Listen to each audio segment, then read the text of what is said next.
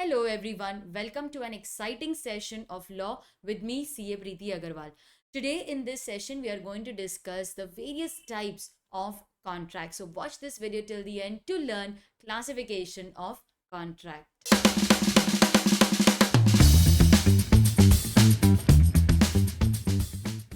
According to validity की अगर हम बात करें तो वैलिडिटी के हिसाब से the contracts are classified as void contract, voidable contract and illegal contract.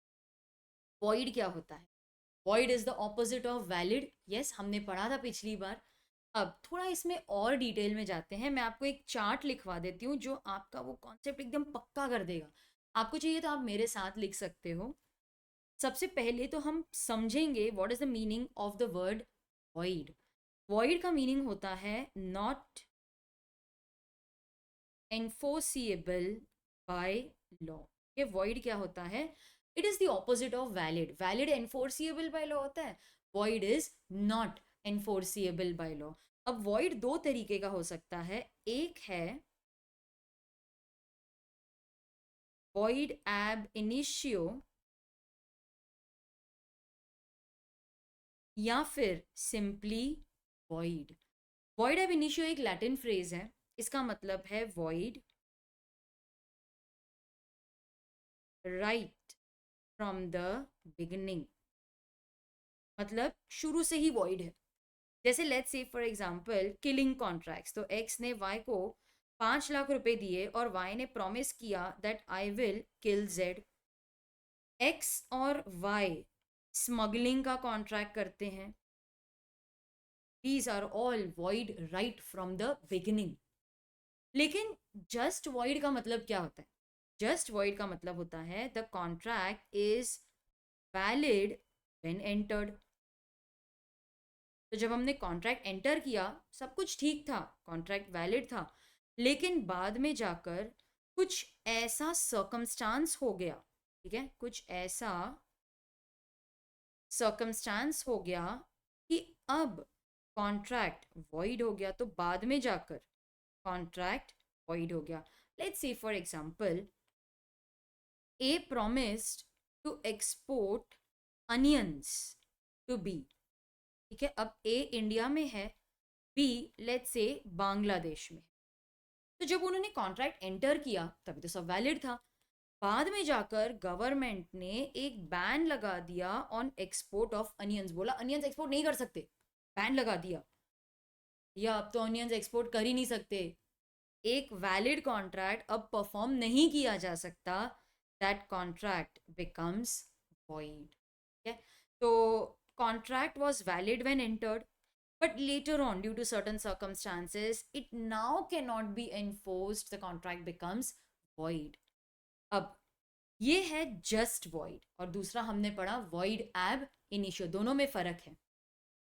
आप अगर क्लासिफिकेशन देखोगे ना तो सबसे पहले हमने एक्सप्लेन किया है void कॉन्ट्रैक्ट को और फिर बाद में एक्सप्लेन किया है void एग्रीमेंट को. यस, अब क्योंकि मैंने आपको यहाँ पर फर्क बता दिया है, अब आप अच्छे से एनालाइज कर पाओगे कि जब ये वॉइड कॉन्ट्रैक्ट वर्ड यूज करते हैं, कॉन्ट्रैक्ट वर्ड यूज किया है, तो ये किस चीज की बात कर रहे हैं? ये जस्ट वॉइड की बात कर रहे हैं. जस्ट वॉइड मतलब contract was valid when entered but later on कुछ ऐसा सर्कमस्टेंस हो गया कि कॉन्ट्रैक्ट वॉइड हो गया. ये इसकी बात कर रहे हैं. अब कई बार मुझे स्टूडेंट्स पूछते हैं कि मैम जब ये वॉइड है तो कॉन्ट्रैक्ट किया ही क्यों? ऐसा नहीं है कि ये पहले से वॉइड था. ये पहले जब मैंने एंटर किया था ये तो वैलिड था, मुझे थोड़ी ना पता कि वॉइड होने वाला है. तो जब कॉन्ट्रैक्ट एंटर किया था तब तो वैलिड था, तब तो वैलिड कॉन्ट्रैक्ट था ना. लेकिन बाद में जाकर कुछ ऐसा सर्कमस्टेंस हो गया कि अब वो कॉन्ट्रैक्ट एनफोर्स कर ही नहीं पा रहे हम, इसीलिए वो बन गया एक वॉइड कॉन्ट्रैक्ट. हाँ, वॉइड अग्रीमेंट की जब हम बात करते हैं then this is nothing but void ab initio. ये तो शुरू से ही वॉइड है, इसीलिए तो हमने यहाँ पर वर्ड यूज किया है agreement. Void agreement word use किया है. ठीक है, तो ये जो एग्रीमेंट वर्ड यूज किया है ये इंडिकेट करता है that they are talking about void ab initio. अब पढ़ लेते हैं. वॉइड का मतलब होता है that it is not enforceable by law. This is a contract which has no legal effect. तो हम क्या बोलेंगे? वॉइड मतलब it is not enforceable by law. It is something which has no legal effect, ठीक है। Void contract is a nullity, nullity मतलब इसका कोई लीगल इफेक्ट नहीं है, इनफैक्ट ये तो कॉन्ट्रैक्ट रहा ही नहीं। अब डेफिनेशन जो जी दी है ना वो 2J में दी है, हमने लास्ट टाइम पढ़ा था कि अगर पहले वैलिड था लेकिन कुछ ऐसा सर्कमस्टेंस हो जाएगा तो वो कॉन्ट्रैक्ट वॉइड हो जाएगा, जाएगा मतलब 2J। अब जो मैंने आपको एग्जांपल दिया था कि A promise to export onions to B, इस एग्जांपल को अपने दिमाग में रखते हुए डेफिनेशन पढ़ो, ठीक है। कॉन्ट्रैक्ट वैलिड था लेकिन जब बैन इम्पोज हो गया तो वो कॉन्ट्रैक्ट वॉइड बन गया, इस एग्जांपल को ध्यान में रखते हुए अब डेफिनेशन पढ़ो। अ कॉन्ट्रैक्ट मतलब वैलिड था, which ceases to be enforceable by law, cease का मतलब होता है stops, a contract मतलब वैलिड था, which ceases to be enforceable by law, a contract which ceases to be enforceable by law, वो क्या हो जाता है, becomes void, yeah, it becomes void।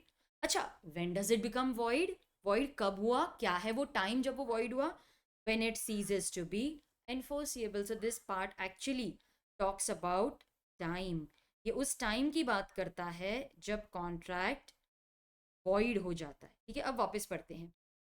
A contract मतलब valid, which ceases to be enforceable by law, क्या हो जाता है वो, void हो जाता है। When does it become void, when it ceases to be enforceable. तो इस तरीके से हम डेफिनेशन को लर्न कर लेंगे। तो void वो कॉन्ट्रैक्ट होता है which is valid when entered, लेकिन बाद में जाकर it becomes void due to certain circumstance. तो ये void एग्रीमेंट क्या होता है, ये void एग्रीमेंट मतलब ये तो शुरू से ही void है, it does not give rise to any legal consequence, it is unenforceable right from the beginning, शुरू से ही void है ये। it never matures into a contract, कितनी सही बात बोली है इन्होंने, ये कभी कॉन्ट्रैक्ट बनेगा ही नहीं, तो शुरू से ही void है, ये कॉन्ट्रैक्ट बनेगा नहीं, इसमें वो एलिमेंट्स ही नहीं है।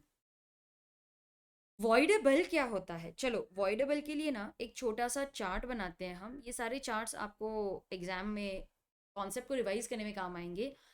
ये वॉइडेबल कॉन्ट्रैक्ट क्या होता है, लेट्स से दैट एक्स एक लोकल डॉन है, ठीक है, he forces Y to sell his house, ठीक है, एक्स एक लोकल डॉन है, उसने वाई को फोर्स किया कि तू तेरा घर मुझे बेच, फोर्स किया, धमकी दी, फिजिकल फोर्स यूज किया, this is nothing but coercion, ठीक है, फिजिकल फोर्स यूज किया, this is nothing but coercion. अच्छा, तो एक्स ने वाई को फोर्स किया और उसको उससे उसका घर ले लिया। अब एक वैलिड कॉन्ट्रैक्ट दिखाने के लिए आपको कुछ ना कुछ कंसीडरेशन तो दिखानी पड़ेगी ना, तो इसने बस दिखाने के लिए हाउस खरीद लिया फॉर ₹2 लाख, लेकिन वो कॉस्ट था हाउस का 2 करोड़ रुपीस, ठीक है, लेकिन वाई ने एक्स ने उसको डरा धमका के 2 लाख में ले लिया, दिस इज कोवर्जन। अब ये केस में दुखी पार्टी कौन है, दुखी पार्टी, दुखी party Y also known as the aggrieved party, क्या बोलते हैं उसे, अग्रीव्ड पार्टी। जो दुखी पार्टी है, जो अग्रीव्ड पार्टी है, उसके पास दो ऑप्शंस है, keep quiet, treat the contract as valid, Y सोचता है छोड़, घर गया तो गया, जान तो बची, he keeps it as valid. लेकिन वो ऐसा भी बोल सकते हैं कि अरे यार ये मैंने क्या किया, डर के मारे मैंने घर दे दिया उसको, मुझे पुलिस के पास जाना चाहिए था, ये मैंने क्या कर लिया। बाद में जाकर वो कोर्ट में बोलता है भाई मुझे कॉन्ट्रैक्ट कैंसिल करना है, मुझे मेरा घर चाहिए, मुझे जबरदस्ती ये घर बेचना पड़ा था, मेरे पे कोवर्जन यूज हुआ था। So he will go to the court, he will get the contract cancel, cancel का एक अच्छा वर्ड होता है रिसेंड, रिसेंड बोलो या फिर आप रेप्यूडिएट बोलो,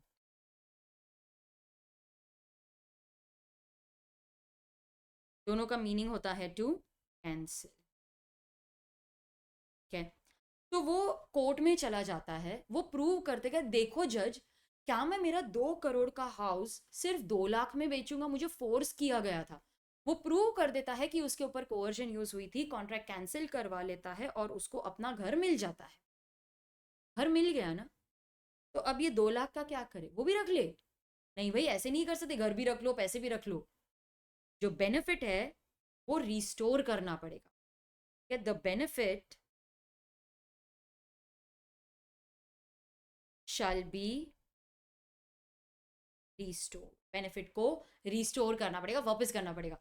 इसको डिस्कस किया है सेक्शन 64 में, restoration of benefit in case of voidable. अच्छा, वॉइड का क्या था? 65. तो कॉन्ट्रैक्ट कैंसिल करके बेनिफिट रिस्टोर करना पड़ेगा आपको. थोड़े से एक्स्ट्रा पॉइंट्स भी हैं that these options, these options are available only and only with aggrieved party. ये जो ऑप्शंस की बात हो रही है, ये सिर्फ और सिर्फ अग्रीव्ड पार्टी के पास ऑप्शंस है. ये जो कोवर्जन कर रहा है उसके पास ऑप्शन नहीं है. The contract remains valid, contract remains valid until rescinded. until rescinded का मतलब होता है कि जब तक आप कॉन्ट्रैक्ट कैंसिल नहीं कर देते, कॉन्ट्रैक्ट वैलिड ही रहेगा. ऐसा ही तो किया हमने. पहले तो वैलिड ही था, आपने डिसाइड किया कि नहीं नहीं मुझे इसको वैलिड नहीं, मेरे को तो इसको कैंसिल करना है. सेल तो हो गई थी ना, वैलिड तो ये था. जब तक आप इसको कैंसिल नहीं कर देते तब तक वैलिड ही रहेगा. और अगर कॉन्ट्रैक्ट कैंसिल हो जाएगा, benefit will be restored. So restoration of benefit, ये डिस्कस किया है सेक्शन 64 में. ठीक है. अच्छा, अब एक एक्स्ट्रा पॉइंट, कैंसिलेशन का हमारे पास ऑप्शन है. मतलब ये 10-12 महीने के बाद भी जाके कॉन्ट्रैक्ट कैंसिल करवा सकता है. लॉ बोलता है हमने तुम्हें कैंसिलेशन की पावर दी है, लेकिन इसका ये मतलब नहीं है कि तुम्हारी मर्जी कभी भी कैंसिल करवाओ.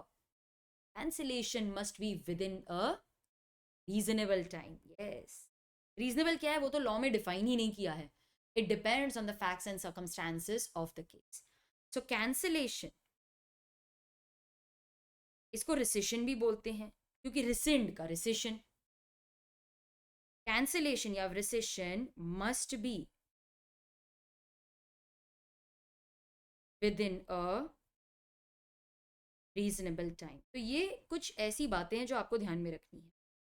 अच्छा, ऐसे कौन से सर्कमस्टांसेस हैं जहां पर कॉन्ट्रैक्ट वॉइडेबल रहेगा? The contract is voidable in case of coercion, undue influence, fraud, and misrepresentation.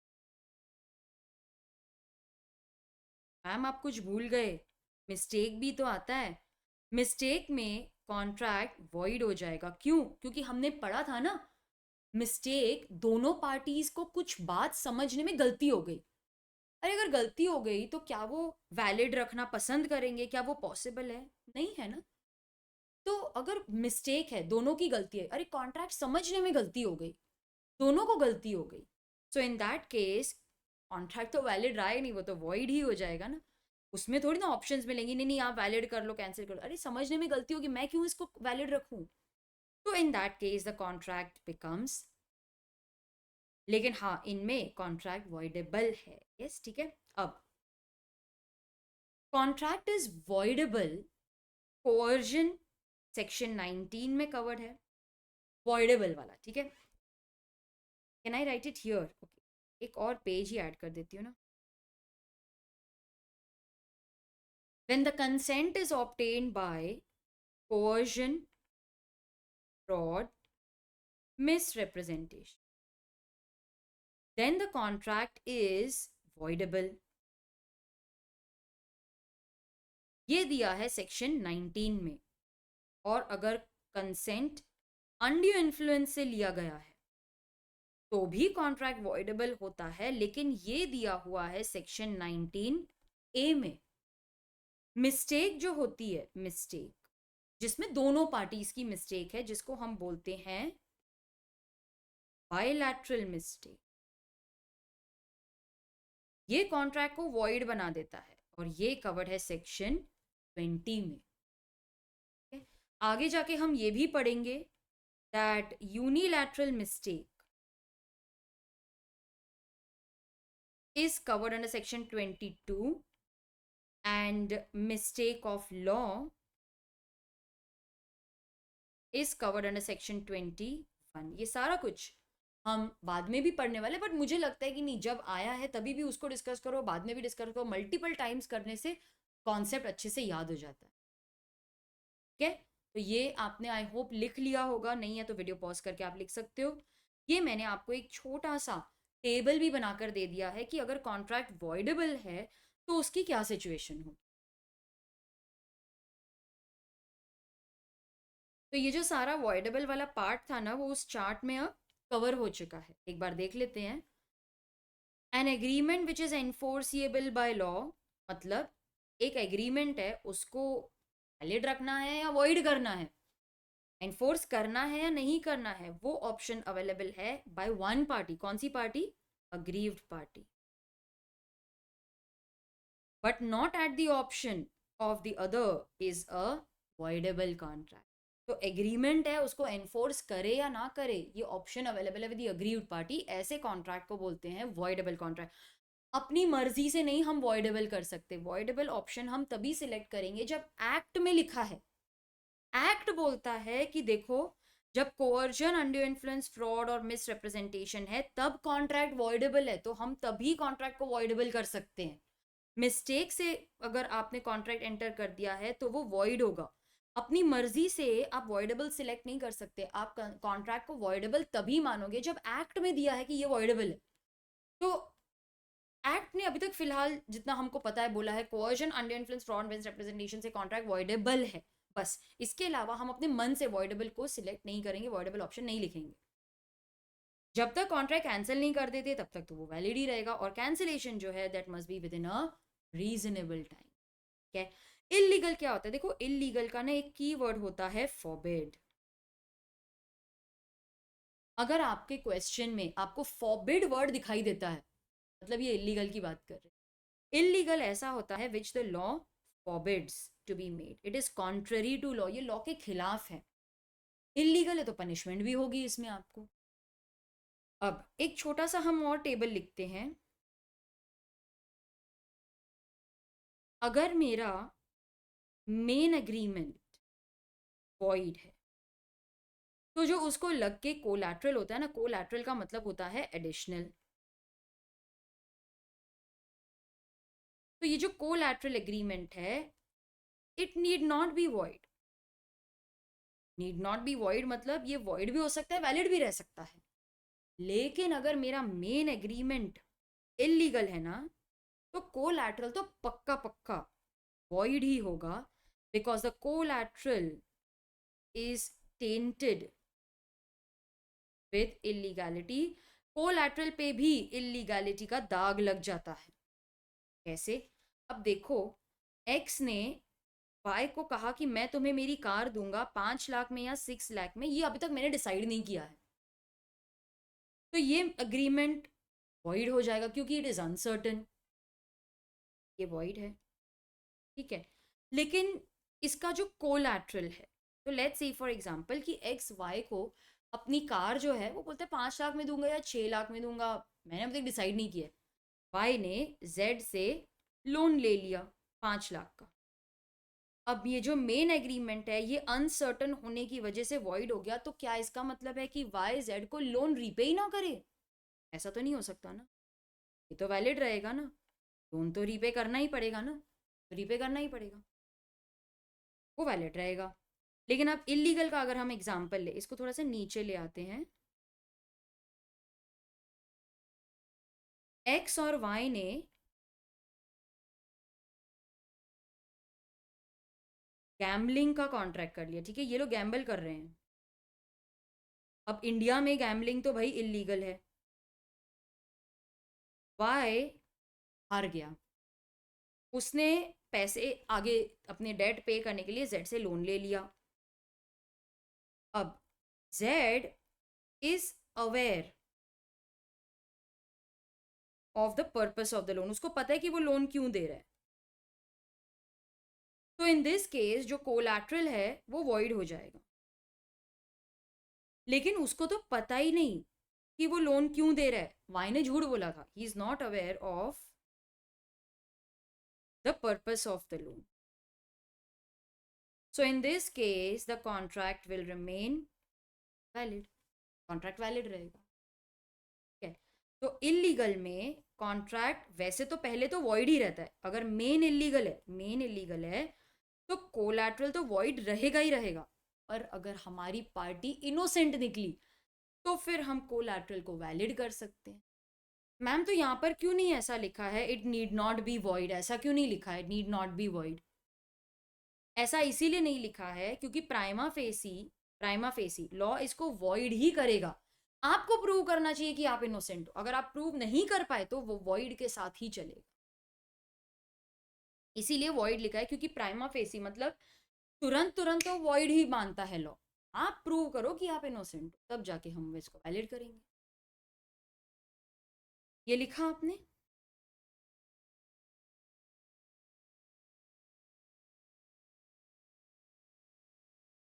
Collateral is void provided the parties have knowledge. तो अगर उनको नॉलेज है तो वो वॉइड होगा कोलैटरल, अदरवाइज वैलिड हो सकता है।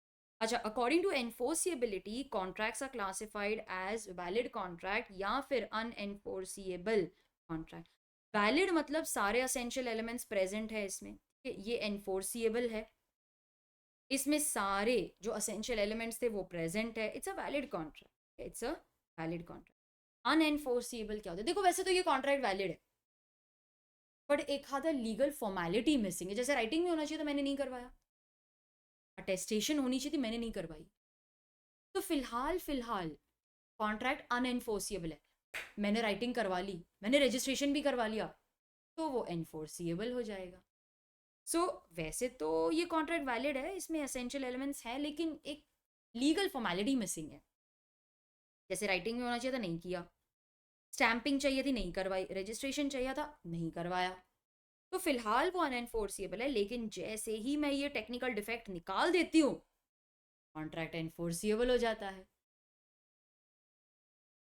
एक्स ने वाई को अपना हाउस सेल करने का प्रॉमिस किया, लेकिन इन्होंने एक ओरल अग्रीमेंट बनाई। अब क्या करें? ये तो अनएनफोर्सिएबल हो जाएगा, क्योंकि इमूवेबल प्रॉपर्टी है तो लॉ बोलता है राइटिंग में ही होना चाहिए, मैंने नहीं करवाया। अच्छा, एक्स ने वाई को गिफ्ट दिया।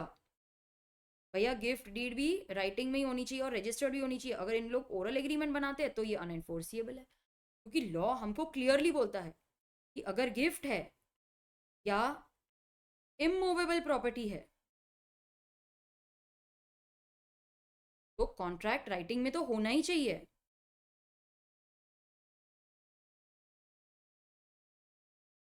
साथ ही साथ रजिस्टर्ड भी होना चाहिए। ओके, अब आ जाते हैं क्लासिफिकेशन अकॉर्डिंग टू फॉर्मेशन की तरफ।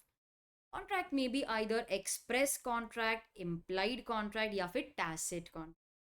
एक्सप्रेस मतलब क्या? It is expressed in words, यहाँ पे लिख देती हूँ, it is expressed in words either oral और रिटन। यहाँ पर एक मजे की बात है that both offer and acceptance must be in words. ठीक है, ओरल या राइटिंग, लेकिन वर्ड्स होने चाहिए दोनों में। In this contract both offer and acceptance are made in words spoken और इम्प्लाइड कॉन्ट्रैक्ट क्या होता है? अब इसके लिए हम एक छोटा सा चार्ट फिर से लिखेंगे इम्प्लाइड कॉन्ट्रैक्ट के लिए।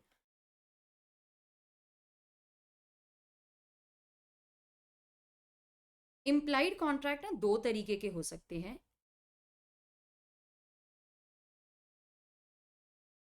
एक है इम्प्लाइड बाय फैक्ट और दूसरा है implied by. Implied by fact का मतलब होता है कि वर्ड्स आर नॉट यूज्ड। देखो, एक्सप्रेस में वर्ड्स वर यूज्ड, इम्प्लाइड में it is understood words are not used. Implied by fact का मीनिंग होता है कि words are not used, it is understood from the action of the parties, या फिर आप उसको बोलो कंडक्ट, या फिर बोल लो कि भाई फैक्ट्स एंड सर्कमस्टांसेस से समझ में आ जाता है। इम्प्लाइड बाय लॉ क्या होता है फिर? इम्प्लाइड बाय लॉ का मतलब होता है कि parties never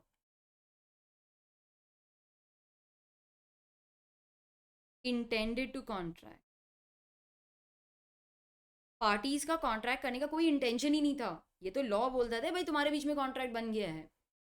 this is imposed by law.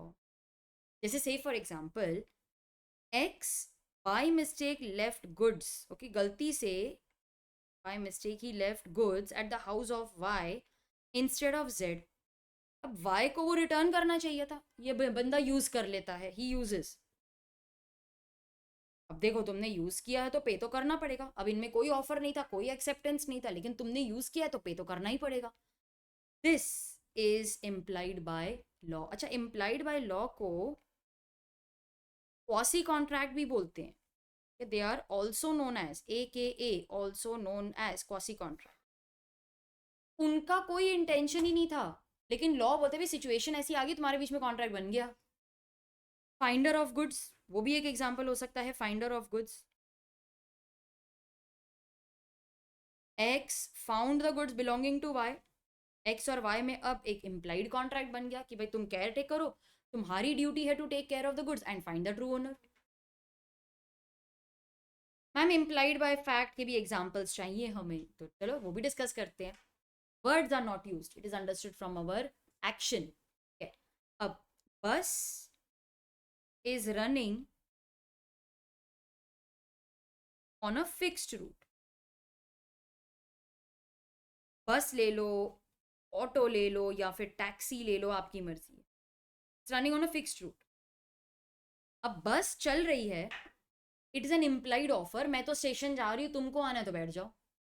हम बैठ जाते हैं, दैट इज इम्प्लाइड एक्सेप्टेंस. कोई कुछ किसी से बात नहीं कर रहा, लेकिन जैसे ही हम बस में बैठ गए, it is understood that we are using your services, we will pay for it, thank you बोल के निकल नहीं सकते. It's an implied contract. Auto में भी आपको पता है ये जो लाइन खड़ी है, ये शेयर ऑटो की लाइन है, ये स्टेशन ही जाने वाली है, आप बैठ गए, उसने भी आपको स्टेशन पे छोड़ दिया, किसी ने कुछ बात ही नहीं की. It's an implied contract. अच्छा, कूली आया, आपका लगेज उठा के स्टेशन के बाहर लेकर जाने लगा, आपने भी रोका नहीं. उसने जैसे ही उठाया, इट्स एन इम्प्लाइड ऑफर कि भाई मैं तो लेके जा रहा हूँ, मैं सर्विस दे रहा हूँ, मेरे को पैसे देना. आपने भी रोका नहीं, आपने बोला ठीक है तेरे को पैसे दे दूंगा. It's understood. ये जो आपने टैसिट पढ़ा ना, टैसिट, टैसिट कॉन्ट्रैक्ट, ये कोई सेपरेट क्लासिफिकेशन नहीं है. It is a type of implied contract, implied from the facts. ये उसी का एक टाइप है, ये कोई अलग से क्लासिफिकेशन नहीं है. टैसिट का एक्चुअल मीनिंग होता है साइलेंस. मैम यहाँ पे भी तो वर्ड्स आर नॉट यूज ना, एक्शन से ही तो पता चल रहा है. अच्छा, टैसिट आप तभी सिलेक्ट करोगे जब दो एग्जाम्पल्स के ऊपर क्वेश्चन आएगा. एक पहला एग्जाम्पल है ATM से कैश निकालना, और दूसरा एग्जाम्पल है sale by fall of hammer. हम ATM से पैसे निकालने जाते हैं, क्या हम ATM से बातें करते हैं कितने पैसे देगा, कितने नोट है तेरे पास? एक्शन से ही पता चल जाता है, कार्ड डाले, पिन पंच किया, पैसे है तो आ जाएंगे. Sale by fall of hammer जो ऑक्शन है, बिडर सिर्फ कार्ड रेज करता है, it's an offer. Auctioneer hammer strike कर देता है, दैट्स एक्सेप्टेंस. किसी ने कुछ बोला ही नहीं. हाँ, सिर्फ ये दो केसेस में हम ऑप्शन सिलेक्ट करेंगे एज टैसिट कॉन्ट्रैक्ट. अदरवाइज आप या तो इम्प्लाइड कर दो बाय फैक्ट या इम्प्लाइड बाय लॉ. तो स्टूडेंट्स, ये है हमारा चार्ट, आप इसको कॉपी कर सकते हो.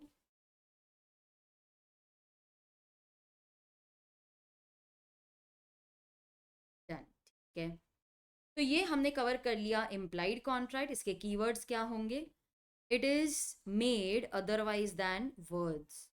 इट इज इनफर्ड, ये बहुत अच्छा वर्ड है आपके एग्जाम में लिखने के लिए. It is inferred, it is understood from the conduct of the parties और सर्कमस्टांसेस ऑफ द केस. तो वर्ड्स यूज नहीं किए हैं, ये words are not used. Conduct से पता चल जाता है, सर्कमस्टांसेस से पता चल जाता है. कभी कभार इट में बी इम्प्लाइड बाय लॉ, वो भी हो सकता है. Parties never intended to contract, law बोलते भी तुम्हारे बीच में कॉन्ट्रैक्ट बन गया. टैसिट का मीनिंग होता है साइलेंस. ATM और फॉल ऑफ हैमर, ये दो केसेस में हम इसको लेंगे. ये कोई सेपरेट टाइप ऑफ कॉन्ट्रैक्ट नहीं है, ये इम्प्लाइड बाय फैक्ट का ही एक वेरिएंट है. अच्छा, लास्ट में हम देखेंगे contracts which are classified according to performance. इसमें आ जाएगा एग्जीक्यूटेड कॉन्ट्रैक्ट या फिर यूनिलैटरल कॉन्ट्रैक्ट. एग्जीक्यूटरी कॉन्ट्रैक्ट या फिर बायलैटरल कॉन्ट्रैक्ट। एग्जीक्यूटेड का मतलब क्या है? एग्जीक्यूटेड का मतलब है everything is over, nothing remains to be done. जैसे एक्स ने वाई को गुड्स दे दिए, वाई ने पैसे भी दे दिए, दोनों ने अपना काम कर दिया, कॉन्ट्रैक्ट एग्जीक्यूटेड है।